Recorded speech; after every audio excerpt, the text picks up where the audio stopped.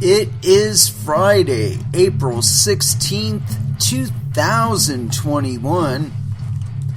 It is 8 p.m. Pacific Standard Time, and so you know what time it is. It's time for a little bit of coin metal. And it was yet another non-virtual get your ass kicked at Jiu-Jitsu Friday, doing mostly footwork stuff today and the coverage of footwork. And when I say that, I mean like basically different ways to keep your opponent out of your open guard, and specifically trying to counter a cross-step pass, where somebody steps across your face, whether it be their right or their left foot, where they're stepping it off to the opposite side. So like or same side rather. If I was going with my right foot in, I would be stepping toward your right hip, and then bringing with my right foot, and then bringing up the end with my left foot. And that again is an effort to get past your guard in just the steps. And so we were countering that to begin with, and then we were countering somebody stepping straight into the middle. And I had the most difficulty with the appropriate hand to be putting on my opponent's knee. And I've always had a challenge with that. I need to do it for like a few hours or something, where that's all I do is have somebody stand in front of me and step in and push my way out, because there's a right way and a wrong way to do it. And if you do it the wrong way, you offer them the hand that they just grab your wrist and pull it and take your back. And so it's really important that you're stepping in with the right foot, and that you're squaring yourself up properly with your opponent. So we did that, and that went pretty good. Then we went for over somebody's guard, where you grab around their knees, you put your head to one side and your knees to the opposite side, and just kind of scooch past your guard. And that one, I was okay at it, but the way out of it is to switch their head to the same side that their legs are on, and then kind of post out on their head and swing your buttock outward, kind of like a shrimp. And so yeah, it was all told, it was more conditioning than anything, because it's kind of hard putting yourself up on one hip and scooting back like multiple times for a few minutes. And so yeah, I'm a little worn out from that. I sweated my balls off today. And it was a little bit hotter in the gym today. I don't know if it was they turned the heat up or just didn't turn the cooler up, the AC up or anything. I don't know. But it was warm in there. And I did get one 10-minute round in today of sparring. And it's something that I've been trying to make a point of doing. And so today I rolled with a gentleman who's I've worked with him quite a bit, and he's very inexperienced, but just the same, we all need to roll. Whatever our skill level is, we need to roll, because that's how you get better. And so I rolled with him today, and I think I got him with like 5 or 6 different subs. And I was trying to be patient, and I was trying to allow him opportunities to get in, so I wasn't really quick to try and get up onto my knees or onto my feet. I wasn't really quick on doing anything, and this is multiple kind of focus, is that I wanted to show him that he's doing a lot of movements that he doesn't need to. And part of jiu-jitsu is efficiency of movement. It's being able to achieve the most as far as damage or forward progress or something like that. It's trying to achieve that with the least amount of effort possible. So you're not having to really apply strength to taking your opponent down or putting your opponent down or keeping your opponent down. You're supposed to be trying to use technique. And technique is such that there is something to counter it. I don't care what it is. There's something to counter it. Even if it's just to stall forward progress, that too is a counter because it's keeping it from happening, you know? But anyway, so yeah, I felt really good, and I rolled pretty well, and I don't think I felt threatened at any time. He didn't have me in a Kimura, he didn't have me in an Americana or anything like that. And I don't know if it was that he was taking it easy on me, or that I wasn't taking it easy enough on him, or what the deal was there. But I mean, I really did try and be very, very patient and allow him to try and progress his position. And one time he almost had me in a and I think it was a leg lock, but I managed to pull myself in and get on top of him in the same movement, basically. I don't know. Sometimes I feel like that my biggest problem is that I'm always very, very tensed up, and so when I'm going against somebody like this, because I'm not all tensed up, I just like roll all over him, and that's pretty much what happened today. Is that I picked how I wanted to address him. You know, if I wanted to keep him completely pinned down under my weight and like super glued to that mat, I could have done it. You know, but the thing is that I didn't think that was very productive for me or him. And as a matter of fact, I felt myself like capturing an arm or a leg or something like that and holding on to it. And that's a terrible habit that I've been trying to break. And so today I really made an effort to do that, where if I felt myself holding on to him too much, I just put a frame up. You know, like, so if I was holding onto his arm or his leg or something like that, I just put a frame up and kept that in between me and him instead of using a something to, you know, like a grip or something to retain him really close, or to pin him, or to stop forward progress. And I was working him toward a triangle at one point, but I did not get it. I did get an arm bar on him though, and so that was something I really wanted to do. You know, because I wanted to do more than one submission, and so I got him with a cross face, and that one was brutal. That's like one of my favorites too. It's like I like to start it from facing away from your opponent, and you're on their side, and they've got their hands on your shoulder trying to prevent you from coming in on them. And you're facing away, and you've got your hands on their knees. And what I like to do is I like to take that left hand, move it down to the hip, move my right hand to the top of the knee, pull it toward me, right?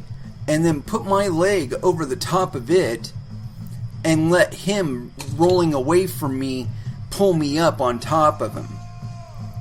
And then I like to reach all the way over their right side with my left hand. And so like their right hand is like, or their right hand and their left hand basically are on my left shoulder. And what I like to do is swing my hand out and around to where I push their left hand up and out of my way. Basically, I push it toward their right side. And then I hook back around their head, and I get it down towards the neck. And so now I've got that arm pinned under me, and I just pull over, and that gets the tap. That's a really brutal crossface, and I tend to get that one really tight, and I did that to him today. I got that one in. I got it in pretty tight. I didn't squeeze it hard enough to really hurt him, but it was enough to let him know that yes, this is a submission. You might want to tap. But yeah, it was a productive session. You know, I felt really good about it. I felt a little bit guilty about it because, you know, I went really well on him. But, you know, I was able to get at least the one round in. And it was a long round. You know, it was equivalent to 2 rounds of regular rolling with somebody. So, you know, all told, I think it was a productive session. I tried to watch my pace and keep myself from cardio tapping. And that's kind of a challenge, because if I get really moving, man, my heart gets thumping, and slowing down or stopping gets a lot more difficult. But yeah, so I kept my wits about me, and yeah, at least like a half step ahead of my opponent. And that crossface, I'm almost positive he never saw that coming, because number one, we don't train the crossface, or we haven't trained the crossface yet. But it's not a typical submission. You know, I mean, most people are going for an actual choke, or an armbar, or a leg thing, or something to that effect. And so, you know, it was good. It was good. I got in a really good session, and managed to flex my jiu-jitsu a multitude of ways. And it was funny, because I was thinking about it earlier, and that I would basically be like my opponent was, where I would just be like 100% defensive, if that, and just kind of let my opponent do what they were going to do, with a little bit of resistance, obviously, but making my effort to really pace myself and last all the way through to the end, because cardio tapping is still kind of an issue for me at the moment. But nonetheless, like I said, I was able to keep my heart rate low, keep my kind of wits about me, you know, not getting too far into it or whatever, and submitted him several times. I got him with a I got him with an Americana, I got him with a crossface, I got him with an armbar. It seemed to me I got him like 1 or 2 other ways too, that I just can't remember right now. But anyway, so yeah, it was a good session, and I hope to continue my progression forward with doing more classes per week and all that business. But yeah, let's go ahead and throw down with some music, and I guess, yeah, we'll start off with some body count. Let's find out where the body count is. And you know, I haven't been playing anything off Carnivore lately, and I'm really feeling that one. So here it is: body count, Carnivore, first stance, here on Coin Metal.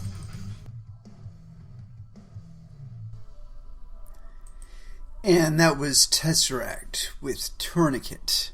And so, as far as what else we got going on today, got a bunch of tabs open in Yoldi browser. And it's funny, I kind of drifted away from just letting the stories guide me, and I don't know that I'm going to be doing that today. I'm just kind of flow with it, I think. Anyway, this first thing I got here, it's on cryptobeat.substack.com. Turkey outlaws cryptocurrency payments. And this is by CryptoBeat. Full stack, I guess. No indication of genitalia. Battle lines are firmly drawn in Turkey over crypto payments as confidence in its fiat currency drops. In Turkey, Cumhuriyeti Resmi Gazette, known colloquially as the Office Gazette, or TC Resmi Gazette, is Turkey's state media organ for publishing official announcements.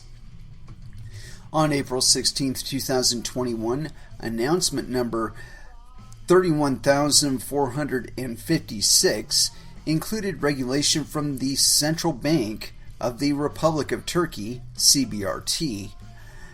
In 6 relatively concise articles, non-use of crypto assets in payments regulation, and they misspelled crypto, insisted cryptocurrencies, quote, may not be used directly or indirectly for payments as of 30th April 2021. Furthermore, quote, no services may be provided for the direct or indirect use of crypto assets in payments. No use of crypto assets in the provision of payment services and the issuance of electronic money, the CBRT stressed. For good measure, in case there might be ambiguity or wiggle room, the missive included a ban on payment services, a ban on payment services provides, quote, who may not develop business models or provide any business services related to such business models in a way that crypto assets are used directly or indirectly in the provision of payment services and the issuance of electronic money. Payment and electronic money institutions are not mediate the transfer of funds to or from platforms that provide trading, storage, transfer, or issuance services related to crypto assets. The opposition leader Kemal Kılıçdaroğlu tweeted in response, quote, I met with different stakeholders all day. Blockchain and crypto are the only areas where our 1 billion unicorn ventures will emerge. Turkey unfairly hit financial technology startups.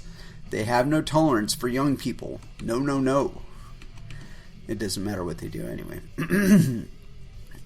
President Recep Tayyip Erdogan has become increasingly desperate to buttress confidence in the Turkish lira, especially as the country's street is widely viewed as crypto crazy.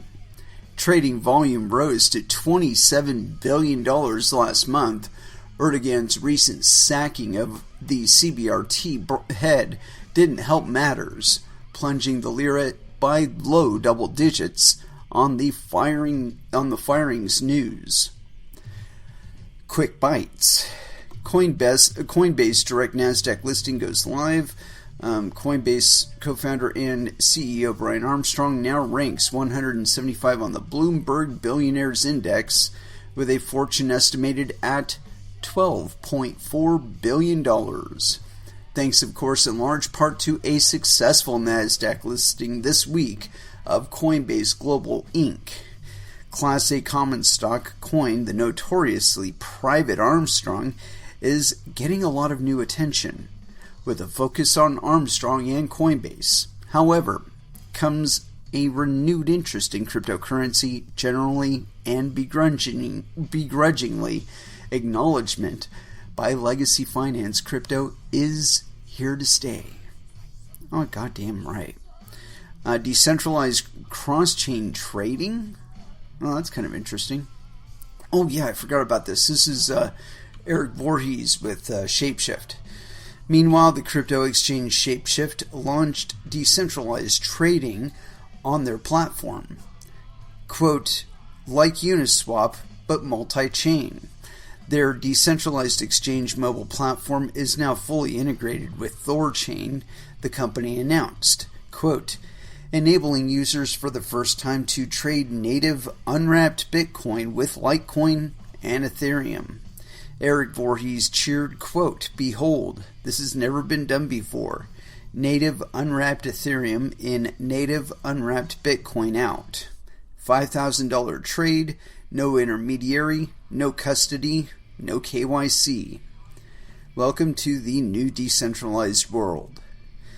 Wall Street Bets giveth, Wall Street Bets taketh away. You know, I don't want to go any further with that one. I was really interested in this this Turkey thing because these people have had issues with this for the last several years now. As a matter of fact, I think this started kind of in like 2017, 2018, where Turkey finally realized, or at least Turkey's government finally realized that their people were utilizing cryptocurrencies to circumvent them entirely.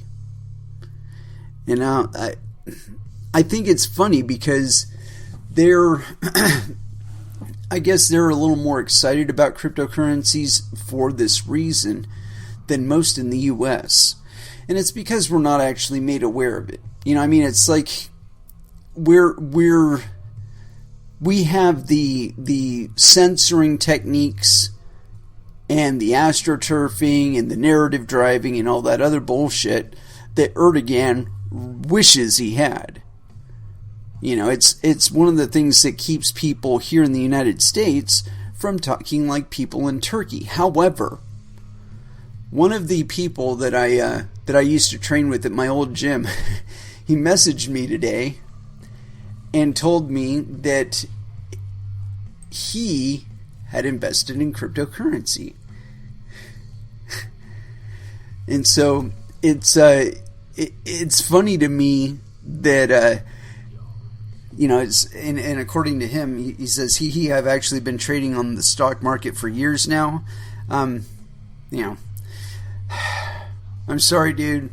I'm not going to identify you, but I will say this: your experience on Wall Street will have prepared you only mildly. It's been my experience that even the Wall Street guys, they get wrecked. You know, I mean, they're not used to the types of rhythms that we see in crypto, and they don't zoom out enough. You know, they're paying attention to the 1 minute and the 5 minute, and they're trading on those intervals. And of course, they're making money, and that's cool. You know, but at the same time, when you zoom out, you see that, you know, things aren't necessarily as rosy as the current point indicates, and there's like a cliff that you're going to fall off of. But I mean, that's just my perspective on it. I've talked to a lot of people on Twitter and had an opportunity to see the progression of their output. You know, what they're posting on Twitter.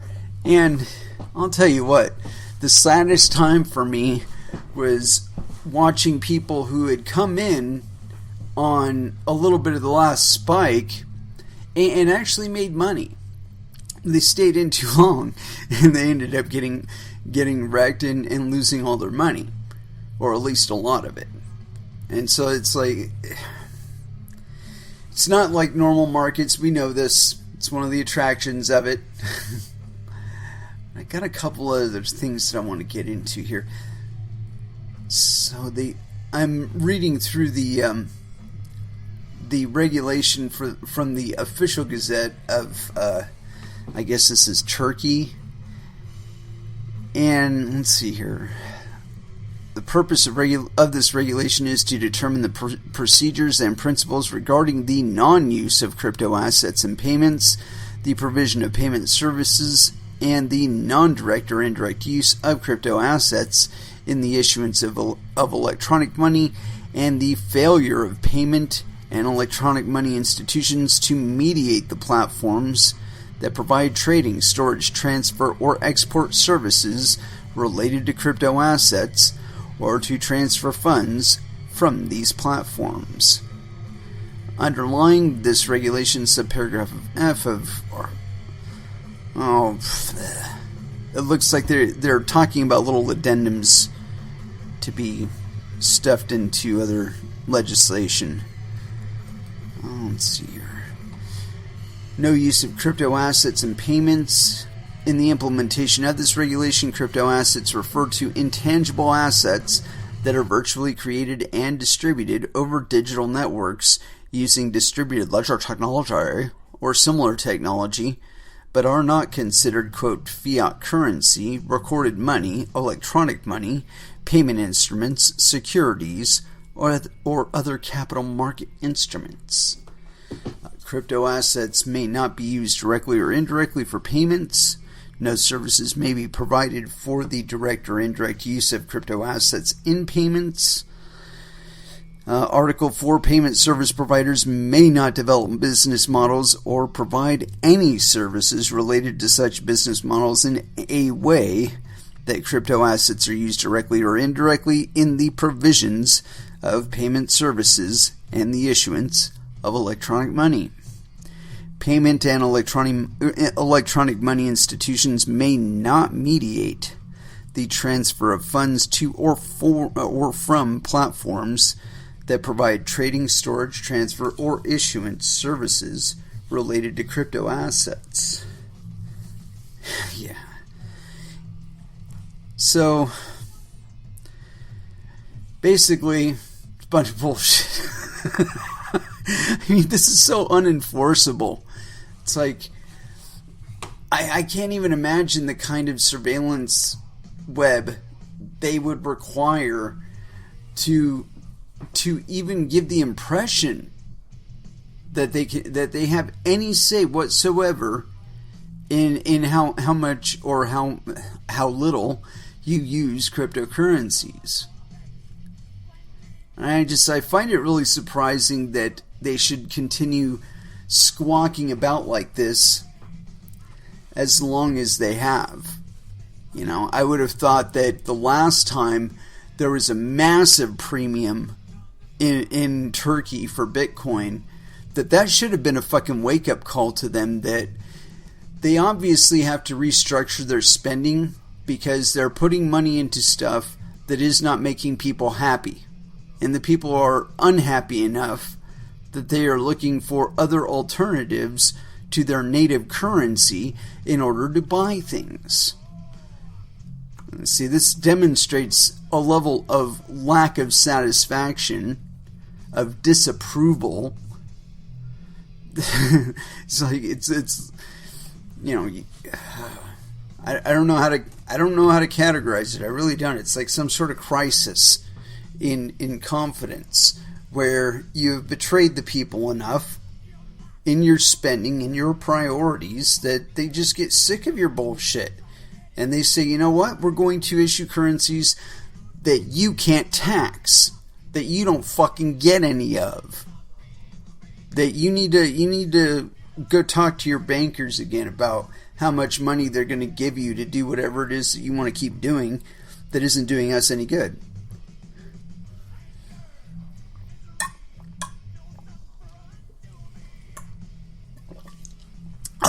Sorry about that.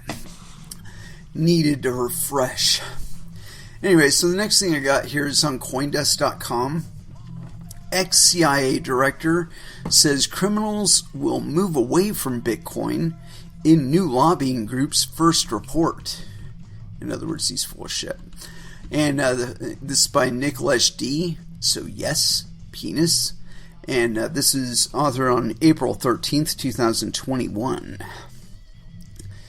Potential money launderers aren't really using Bitcoin, and of those who are, many are likely to move away from the cryptocurrency due to the fact that every transaction is recorded and visible to all. That's one conclusion of a report published by the Crypto Council for Innovation, a new lobbying group hoping to inform and influence regulatory actions around the cryptocurrency sector.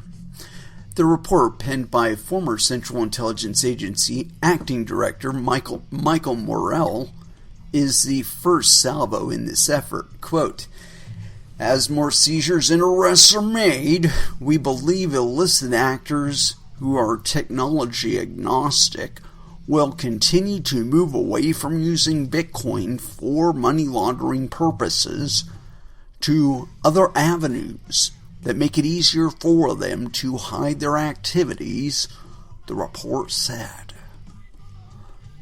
By saying, the council aims to, quote, move the needle in how governments approach crypto regulations, said Gus Codabella, Chief Policy Officer at Paradigm, one of the heads of the new organization, which was announced last week. Let's right-click on that. We have a lot of policymakers who are becoming aware of crypto and, at the same time, might harbor some misconceptions about it, said Coldabella, who's also served in the U.S. Department of Homeland Security and was previously at Goldman Sachs. It says Circle, but I count Circle as an appendage of Goldman Sachs because technically they're actually owned by Goldman Sachs. Continuing. Murrell, who was hired to produce the report through his consulting firm Beacon Global Strategies, said he was interested in determining if the conventional wisdom that Bitcoin in particular is a major tool for money launderers was objectively accurate.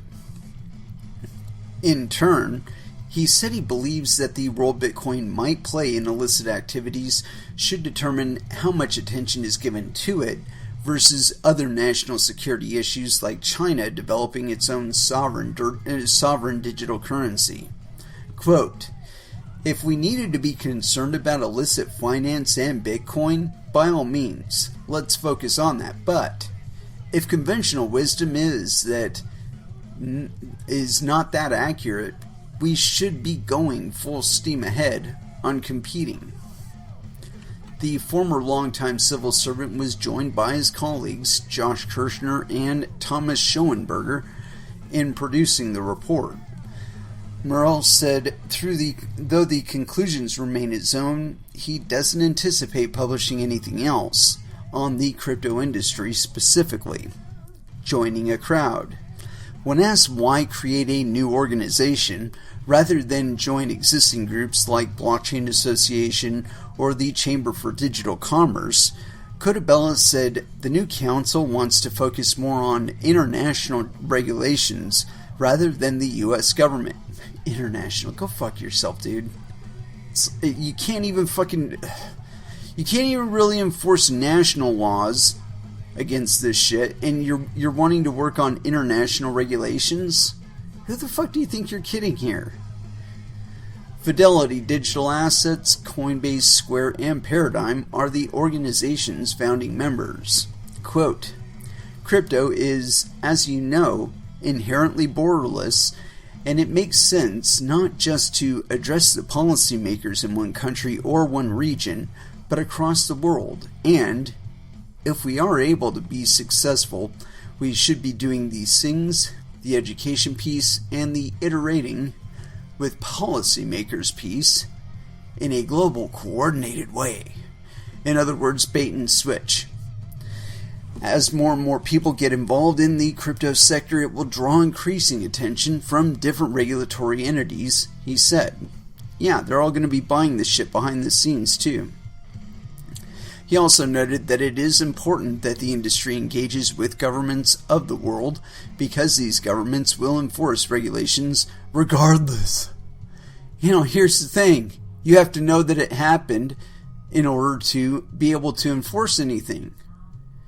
And if it's like a $15 or $20 transaction or something, like, why are you even going to fucking bother? You're not. You're going to ignore it.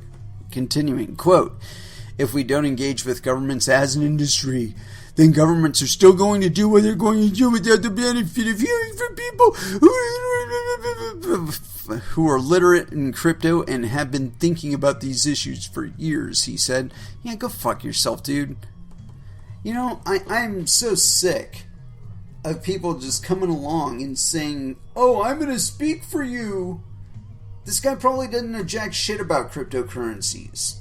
He's just some bank guy. He doesn't speak for me. Probably doesn't speak for you either. But he's going to speak. And the thing is, though, and it's something to remember here, is that no matter what he or anybody else says, ultimately it is what you and the rest of the market decide to do.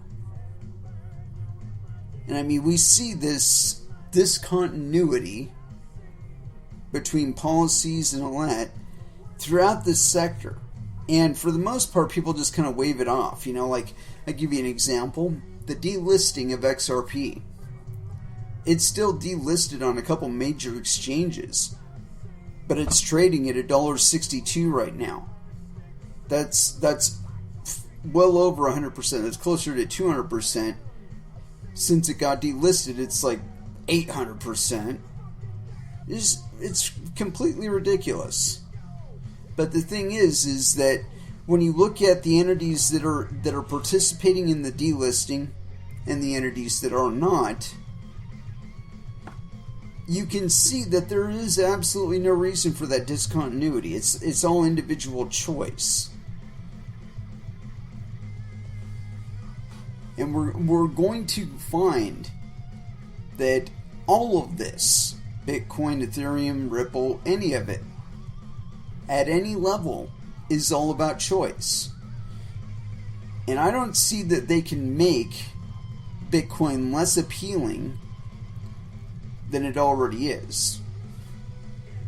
Meaning that they can try and pursue some sort of regulation or taxation or some other bullshit on it. But I don't believe the market will tolerate it. Meaning that I believe that more of the market will shift to things like DeFi. And that they'll be doing it even on other chains. And via services perfectly legal like Shapeshift. If people are willing to do things like use VPNs so they don't appear as though they're within one regulatory jurisdiction for mining, what does that really tell you? It tells me that this space doesn't have any desire or intent to follow anybody else's regulations or frameworks or dictums or anything. That when it comes down to it, it's what's beneficial for you to do, and that'll be the only thing that guides you. But I believe that because of the nature of cryptocurrencies, no matter what they stick into Bitcoin or Ethereum or any other, due to temporary interest in it, that people will simply move to other coins to use.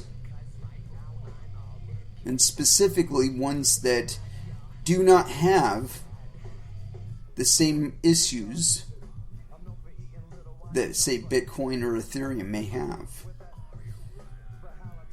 So, anyway, let's go ahead and throw back down with some music. I'm not sure where to go. And I did kind of eat deep into that one. I might be able to take down one additional article. Yeah, let's do this one. And this is on decrypt.co. Binance Huobi hurt by Turkey's crypto ban while locals dodge a bullet. And this is by Ekin Genk. So I'm going to assume yes, penis. This is authored April 16th, 2021. A ban on crypto payments processors by Turkey's central bank Friday will hurt the smattering of foreign cryptocurrency exchanges that operate in the country, including Binance and Huobi. The new regulation announced this morning and designed in part to protect the Turkish lira will prevent foreign crypto exchanges from using local payments providers to facilitate deposits and withdrawals of Turkish liras. Turkish banks, which do not fall under the ban, refuse to partner with foreign exchanges due to, quote, regulatory ambiguity. Mehmet Turkarslan, a lawyer from Ankara and legal counsel for a major local exchange, told Decrypt. That's why Binance partnered with local payments processor Papara in November of 2019. Papara is one of 22 licensed processors that operate in Turkey. Following the ban, Binance must convince Turkish banks to partner with it or scrap lira deposits altogether. Ahmed Karsley, CEO of Papara, told Decrypt that crypto payments form 10% of his company's annual revenue, Binance declined to comment, and Huobi could not be reached by press time. Carsley feels let down by the ban. Quote, "There was a clear ambition in a recent reform package that said the government would support encouraging the share of fintechs in Turkish finance," he told Decrypt, "but this does not look like any form of support. Local cryptocurrency exchanges hurt less. Less affected by the new regulation are local cryptocurrency exchanges, which are well integrated with local banks. Their customers typically use bank wires to deposit and withdraw Turkish lira onto exchanges rather than payment processors." Kerem Tibuk, the founder of the country's major crypto exchange BTC Turk, estimated that just 1 to 2% of the deposits on his exchange come from payment processors. Quote, "It's such a small share of the overall volume that the regulation will not impact our operations," he told Decrypt. The ban also affects companies that accept crypto as tender for goods and services. 2 days ago, Royal Motors, which distributes Rolls-Royce and Lotus cars in Turkey, became the first major Turkish business to accept payments in crypto. But that victory will be short-lived. Not necessarily. Continuing. Protecting the motherland's currency. The only silver lining in all of this is that the Turkish government has finally acknowledged the existence of crypto assets in law, said the lawyer Turkarslan. Quote, "I understood where the government's coming from," said Turkarslan. "The government doesn't want its fiat to become some sort of ghost money, slowly disappearing from everyday use," explaining that the regulatory notice cites, among other legal sources, the law on the protection of the Turkish lira as its legal basis. That law also bans foreign currencies, such as the American dollar, from use in payments in the country. That doesn't stop it, though. Quote, "It's protection in name only," Alper Akalin, a financial advisor and co-founder of Turkey's opposition party DEVA, told Decrypt. Quote, "Laws don't protect the value of currencies. It's the robust political and economic institutions, public trust in the value of the currency, and the overall investor confidence," he said. And none of that can be achieved through overnight regulation.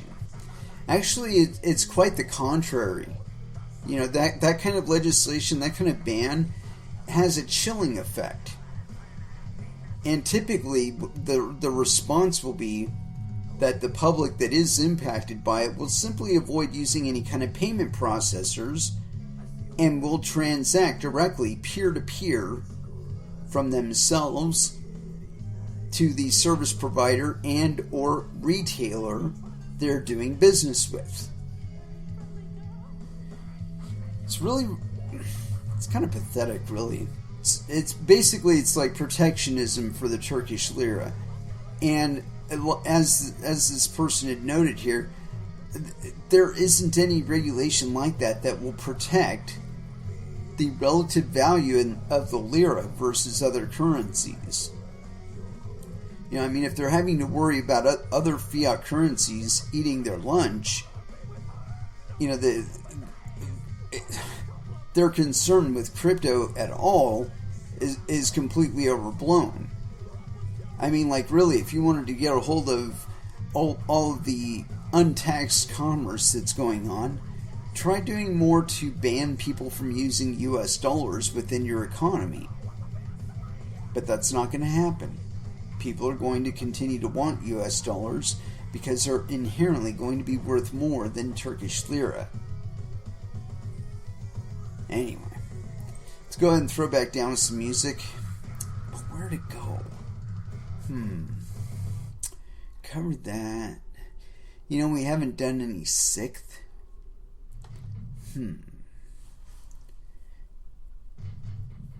Oh, that's a good song too.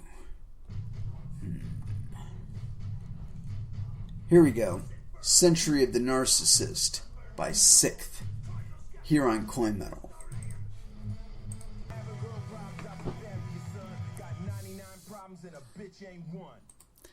And that was Body Count with 99 Problems. And so, what else we're going to get into today? If my program ever straightens out, which I'm sure it will at some point in the future. Come on. Give me this bullshit. It only does that every once in a while, and, well, we just roll with it. Got it connected. Okay. Alright, so get some ambiance, and then we'll get back down to it. But yeah, as far as what else I got on the grill here, first up, I think we covered that one. Yeah, we did. Okay. Here we go. It always entertains me when these so-called quote-unquote experts start talking about crypto. And, they always make these assessments, and then the market will either A, temporarily agree with them and convey what they say in like legitimate form, or B, not. Do something completely different. And so this thing on CoinDesk, not yet medium of exchange, Dallas Fed's Kaplan says. And this is by Dominic Dantes, so yes, penis. And it was authored on April 16th, 2021 at 11:40 a.m. PDT. Federal Reserve Bank of Dallas President Robert Kaplan said Bitcoin was, quote, store of value that's not yet ready for wider adoption as a medium of exchange. He's so full of shit. Kaplan, a former Goldman Sachs and Harvard Business School professor, made the remarks Friday at a Bitcoin conference hosted by Texas A&M University's Mays Business School. He served on the Federal Reserve's Monetary Policy Committee, the Federal Open Market Committee, before rotating off at the end of 2020. Quote, right now, it's clear it's a store of value, Kaplan said of the largest cryptocurrency. It obviously moves a lot in value, which could help it from spreading too far as a medium of exchange and wide adoption, but that could change. Lately, that movement has been up in dollar terms. Prices for Bitcoin have increased eightfold over the past year to about $61,400 as of press time, for a market capitalization of about $1.1 trillion. A growing number of big investors, including the legendary hedge fund managers Paul Tudor Jones and Stanley Druckenmiller, have said that Bitcoin might serve as an effective hedge against inflation in the face of trillions of dollars of coronavirus-related monetary stimulus by the Federal Reserve. An alternative perspective would be that the US dollar has lost nearly 90% of its value when expressed in terms of Bitcoin. Yeah, pretty much. This is innovation, and it's not just Bitcoin, but the technology, like blockchain, and other technologies that go along with it. Kaplan, there's a bunch of jerk off there. The U.S. economy is, quote, not out of the woods yet, he said, adding that signs of inflation this year are due to supply and demand imbalances. The question is, will this be a one-time price adjustment, or is it going to be persistent, Kaplan said. Quote, the jury is still out on that. Structural forces such as tech-enabled disruptions and aging limit pricing power. Not really. When asked about China's plans to launch a central bank digital currency, Kaplan said that, quote, the China experiment is tied to the value of the underlying currency. In some cases, you could argue it's a way to monitor flows. A digital dollar will likely be tied to the value of the underlying currency, Kaplan said. It's a different subject than Bitcoin, a store of value that is not tied to an underlying currency. It is the underlying currency, you fucking monkey. Jesus Christ. Again, it's this guy's, Harvard Business School, fucking Goldman Sachs. And he's still trying to categorize Bitcoin in pretty archaic terms. They insist on trying to live as though their world is the only world. Bitcoin doesn't really have a world of its own, an economy of its own, an ecosystem of its own. And they are still the ones that get to dictate what is what and get to define things legally and all that. And they're no longer in that position, meaning that they can lobby for all kinds of legislation to be authored and drafted and passed and all that other shit. They can do that. What they can't do is make you stop mining. What they can't do is make you stop using Bitcoin. And because they lack those teeth, and I believe they will continue to lack those teeth, and because they lack that ability, all of the fucking scare tactics and, this is going to become illegal, you're going to, whatever. It's not even worth paying attention to. Anyway, let me see what else I got here. I do have that, and I want to get into it, but not quite yet. Here we go. And this one's on Coindesk.com. U.S. policy advisor rebuts Peter Thiel. Bitcoin won't undermine U.S. dollar. Well, no, it won't undermine the U.S. dollar, but it might undermine the Federal Reserve note. U.S. dollar is an actual legal term for something. It's a weight, specifically of gold and or silver. Continuing on, this is by David Pan. And so, a member of the congressional group tasked with looking at the national security implications of the U.S.'s economic relationship with China said Thursday that Bitcoin is no threat to the U.S. dollar, despite what Peter Thiel thinks. And this is authored on April 16th, 2021 at 9:55 a.m. PDT. But yes, penis. Specifically, Bitcoin does not compete effectively with fiat currencies because of its unstable price, said Alex Wong, a member of the U.S.-China Economic and Security Review Commission, created by Congress in October to evaluate the U.S.-China relationship. During its hearing Thursday, Wong made the comment after he asked the expert witness about the accuracy of Thiel's recent claim that Bitcoin would be a threat to the U.S. and that it would benefit Beijing. Quote, I think the characteristics that make Bitcoin attractive make it not really competitive with fiat currencies, because when you buy a Bitcoin, you don't really know it's going to be twice as much or 20% less tomorrow, Wong said. Quote, it's extremely volatile. Yaya Fanuzi, an adjunct senior fellow at Center for a New American Security, and the expert witness in question, responded that the American entrepreneur's concerns are, quote, overblown.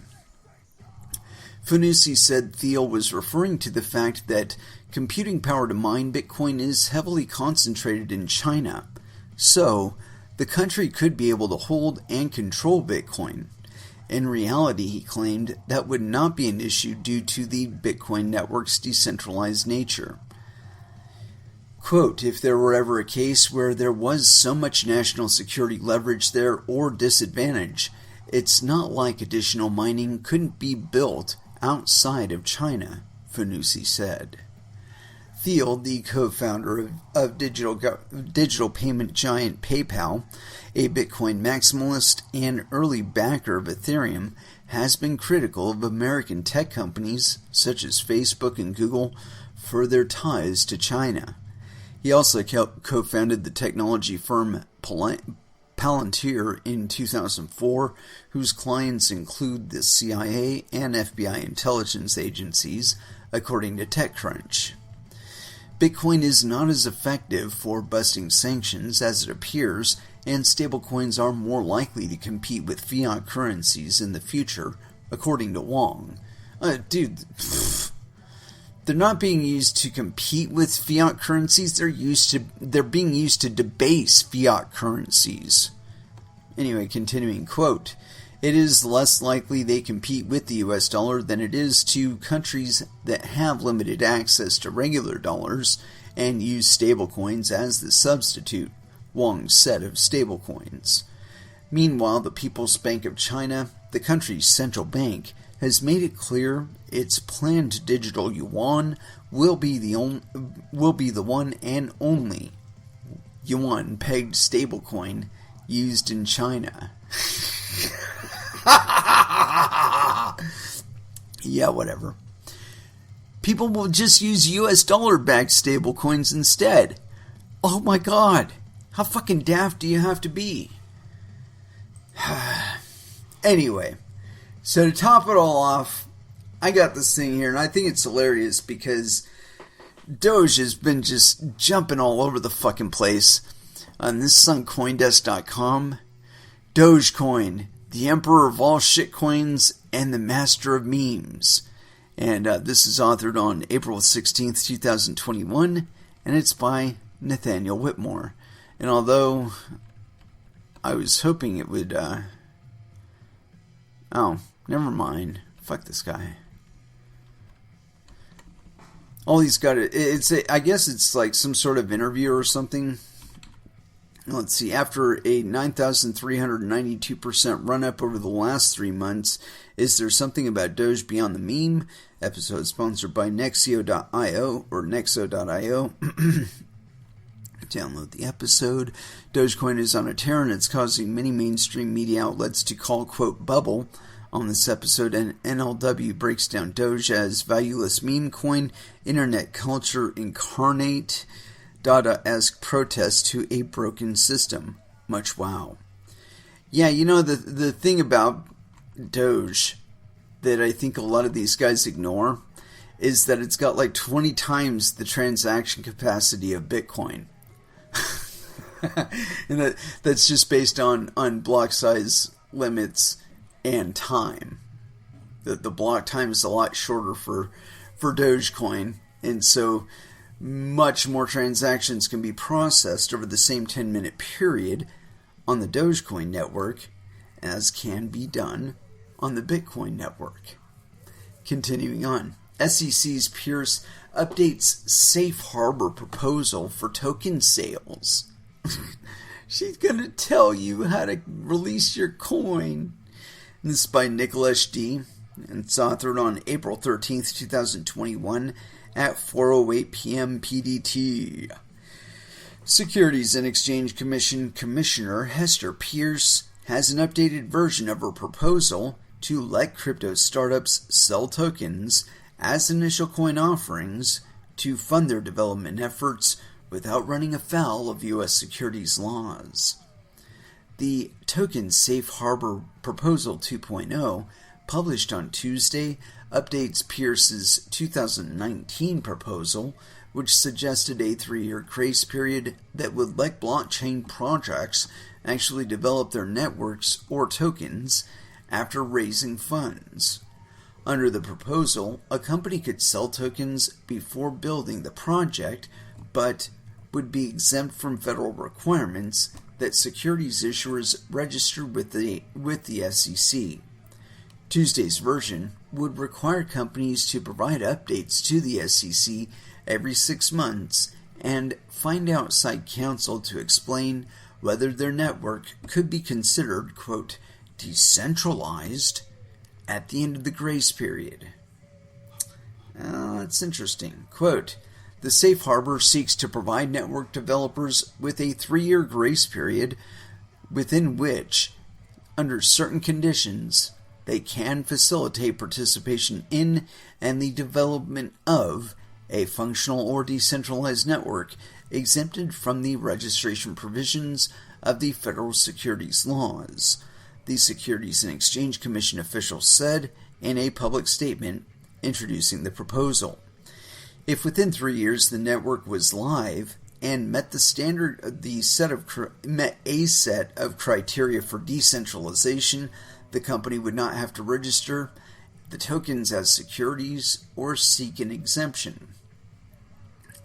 Andrew Himkes, an attorney with Carlton Fields, tweeted the most significant changes include the, quote, new mandatory semi-annual updates to the development disclosure plan, the requirement that a block explorer be linked in the company's disclosure, and the outside counsel's reporting requirement and guidance on what that external report should address. According to the guidance, network decentralization and functionality are treated as two different issues.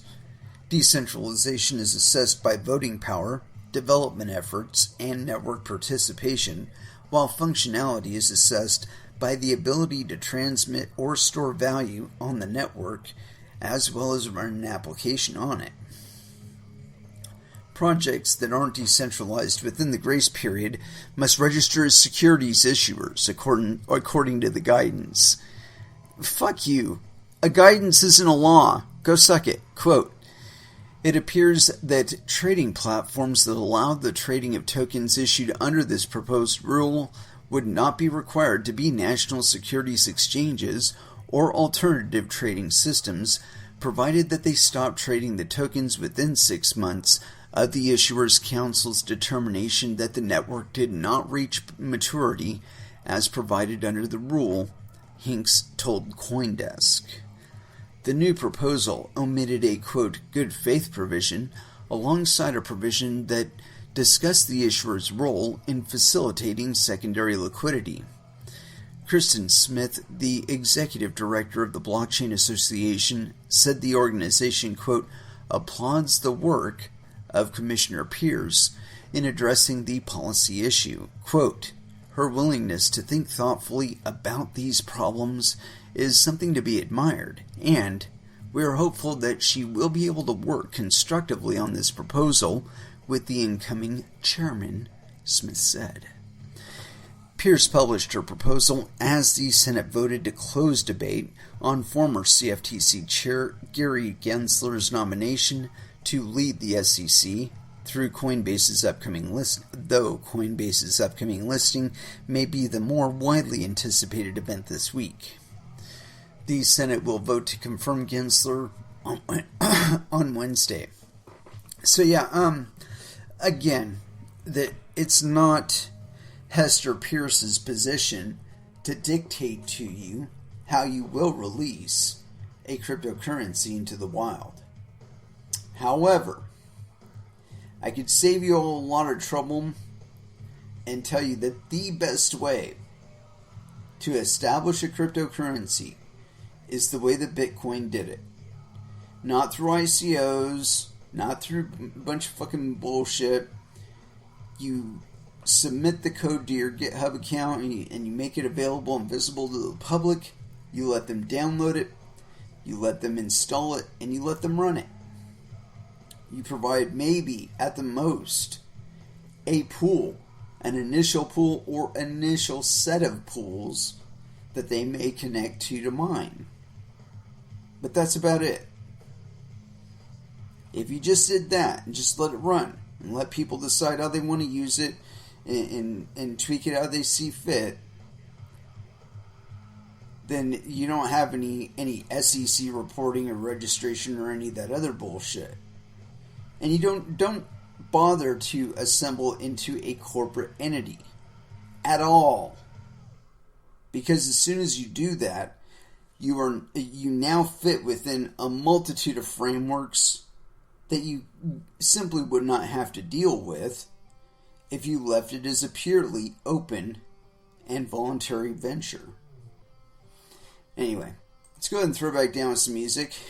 We're kind of tailing out to the end here, but I need to get caffeinated a little bit here, so let's go ahead and throw down with a little bit of Anthrax, Time, here on Coin Metal.